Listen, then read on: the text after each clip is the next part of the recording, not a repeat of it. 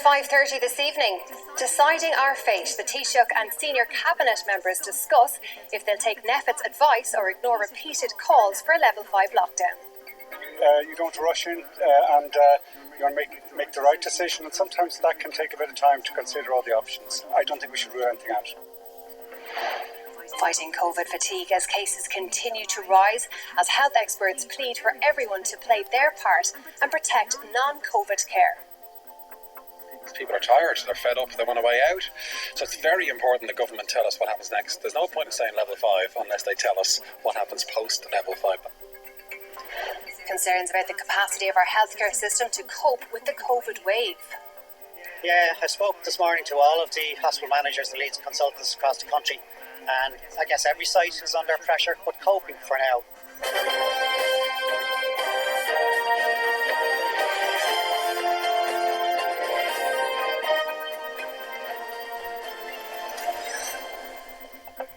Good evening. Well, high-level talks are continuing this evening as the Taoiseach, Taoiseach and senior ministers meet to consider the NPHET recommendation to place the country in a level 5 lockdown for a number of weeks. Well, earlier Chief Medical Officer Dr. Tony Holohan was among health officials called in to explain the reasoning behind their decision. Our reporter Richard Chambers has been following events at government buildings today, and we can go live to him now for the latest. Richard, what are we hearing? Well, Anne, it is crunch time. All of the key decision makers who will be making their decision on whether Ireland should move to level 5 have been in conference here at government buildings all afternoon. The day began when Taoiseach Micheál Martin met privately with Dr. Tony Holohan, the Chief Medical Officer, and Dr. Ronan Glynn, the Deputy Chief Medical Officer. After that, the representatives from NPHET were joined by Professor Philip Nolan to brief the Cabinet Subcommittee, including the Taoiseach, the Taoiseach, the Green Party leader, as well as other senior ministers, on just why they recommended that Ireland does move to level 5, all of their key concerns on why exactly they believe that there is no more time to waste and that action needs to be taken now. It has been an ongoing meeting. That briefing has been continuing throughout the day. It was expected that the ministers, as part of that Cabinet Subcommittee, would also meet separately after that briefing concludes. That has not happened yet. Also here today, Paul Reid, the CEO of the HSE. Of course, one of the key concerns for the government is the continuation of non-COVID healthcare. He has been reflecting the views from hospitals across the country who say they're already under pressure and they're concerned about what lies in store over the weeks ahead. It is a major decision for ministers. Earlier on, the Green Party leader, Minister Eamon Ryan, said it would not be a decision that'll be rushed. In certain counties it has seemed to stabilise somewhat, so I don't think we should be categoric, and that's why I'm keen to see all the figures, as to see any evidence. Is there any further stabilisation, which is what we'd want. Do you want to give clarity to people, though? Because obviously people are concerned they're not sure when the decision will be taken. It doesn't look like there's a cabinet meeting planned for today. Should this be put to bed though quickly to the meeting tomorrow? Well, you could say that on the one hand, but on the other hand, you don't rush in and you want to make the right decision, and sometimes that can take a bit of time to consider all the options. I don't think we should rule anything out. Well, as you heard there is currently no plan for a full cabinet meeting either this evening or tomorrow at this stage, but there is political pressure on the government to act on the recommendation from NPHET. Earlier on, the Sinn Féin President Mary Lou McDonald said it's time for the government to act decisively. Well, look, I know that we are in trouble. I know that the figures are, and the growth of the virus is exponential, it's dramatic and it's dangerous, so there is no doubt but that we need additional public health restrictions, and it might well be that we go to level 5. But I know for sure that any new restriction has to be matched by social supports and financial supports, because the truth is lots of people have lost their jobs, they've lost income, we're coming into the winter, Christmas is coming soon, and people are sick with worry. Well, overall, there is a reluctance, a bit of resistance from ministers, senior members of the government to moving to level 5. A bit of a difference of opinion, though, amongst cabinet ministers about what exactly should happen. Some say that they expect Ireland may move to level 4. Others say that there should be some tweaking of level 5, perhaps extending the travel restrictions or keeping more businesses open, because the key concern for people amongst us is not just public health, but also businesses and social life and family life right across the country. So no time frame yet on what exactly the decision, or when the decision will come, or even what that decision is, Anne. Richard, thank you. Well, health officials are pleading with everyone to play their part in the pandemic and protect healthcare workers and the healthcare system. Well, there are concerns that we could see staffing levels impacted as frontline staff are getting sick. For more on this now, let's cross over to our reporter Aisling Nicushla at the Department of Health for us this evening. And Aisling, we're into the winter season, which in a normal year would even see the HSE stretch. So what are we seeing right now?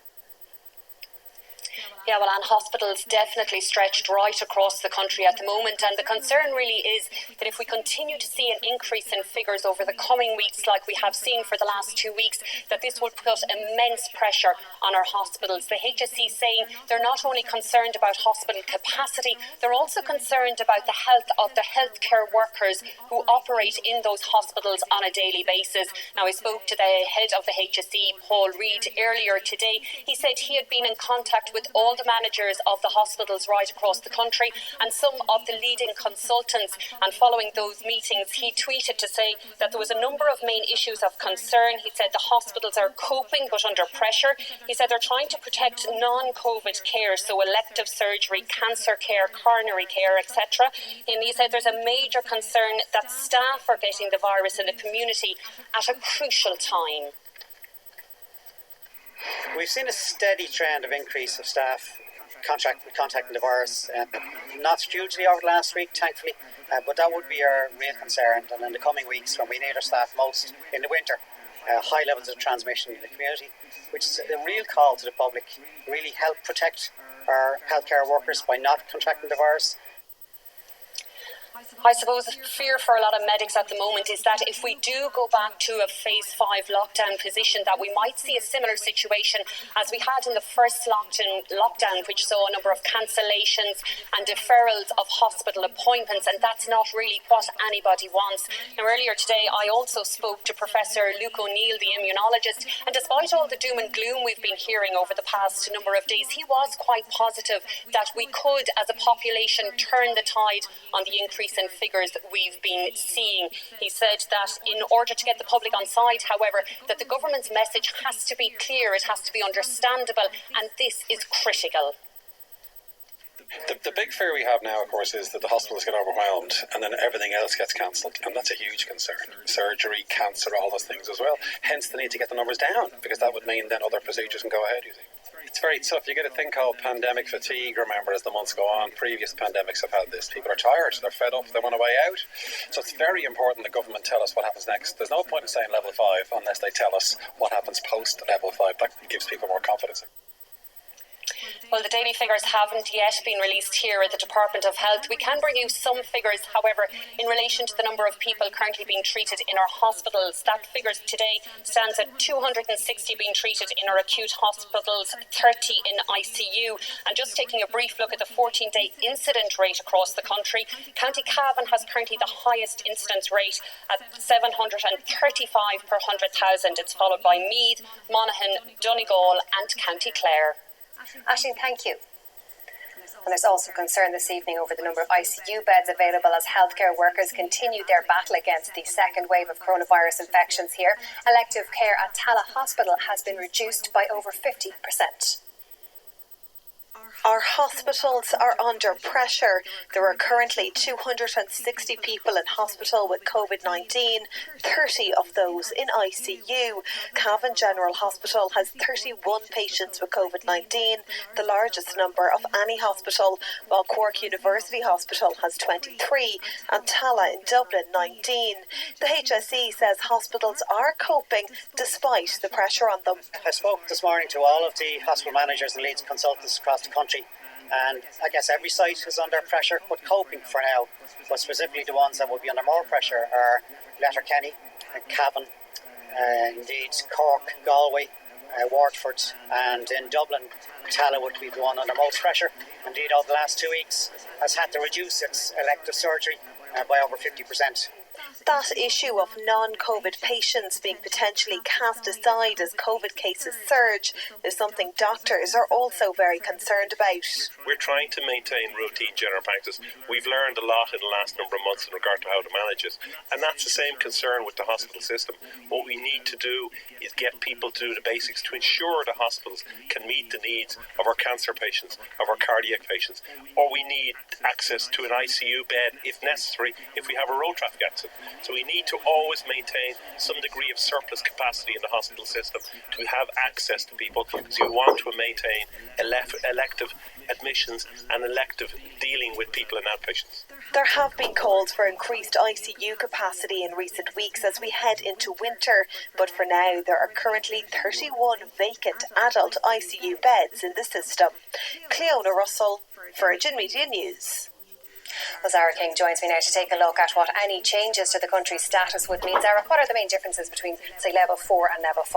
Yes, Anne, so we know that NEFIT is recommending level 5, but it is possible that the government might look to see if they can move to level 4 as an alternative. So when we look and examine the differences between them, there's very little difference between level 4 and 5, but it is in those small differences that might make quite a big difference for businesses and for individuals. Let's just take a look at a couple of the categories. So starting with social and family, we can see that the main difference would be in level 4 there would be no social or family gatherings in your home or other settings. Again, that would be the exact same in level 5, so it means that people would have to stick to within their own household. And when we move on to sports and exercise, there is some nuances here.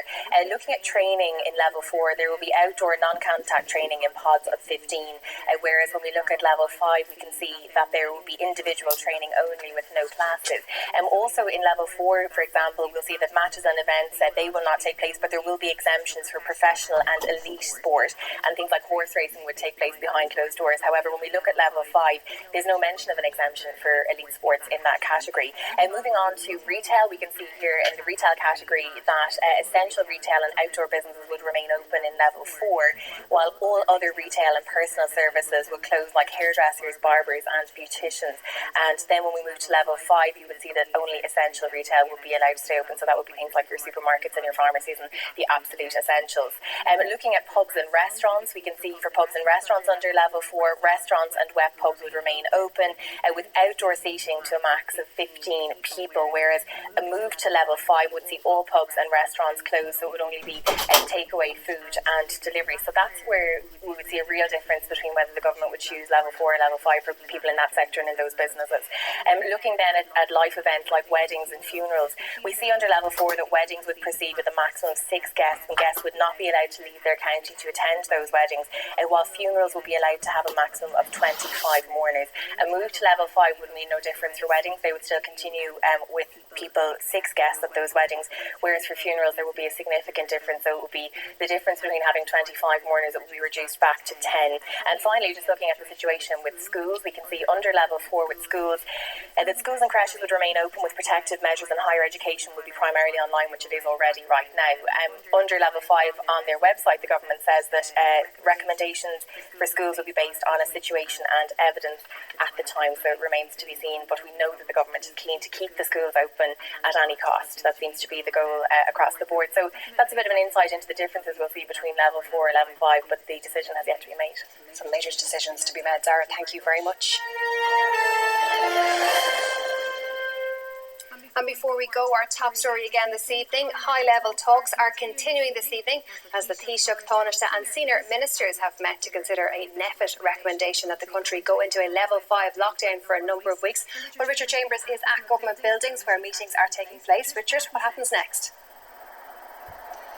Well, Anna, we'll need a full cabinet meeting to take any action on any recommendation made by NEFIT to put any of the new restrictions into effect. That is not scheduled to happen this evening. There's no plans as of now to hold a full cabinet meeting tomorrow either. But the meeting between the cabinet subcommittee, the Taoiseach, the Taoiseach, the health minister, the finance ministers, as well as the Green Party leader and the representatives of NEFIT is still ongoing. It has been ongoing for close to 3 hours now. They've been presenting the government with their findings, the data which has led them to assess that Ireland needs to go to level 5 and cannot wait any longer to do so. It was understood that there would be briefing them on the data, there would be a presentation on what exactly they've learned over the last number of days, which has caused them so much concern, and then they would take questions from the ministers. That meeting still ongoing, as we're aware. After that meeting, it was thought that there would be a meeting between the party leaders in the coalition to decide on what happens next and when they would in fact call that full cabinet meeting. It is understood by most cabinet ministers they do anticipate that further restrictions will be needed. Quite what exactly is on the cards, however, is not quite clear yet, Anne. Richard, thank you. And you can keep up to date with all the latest breaking news online. The weather is next, but from all the weekend news team, have a very good evening.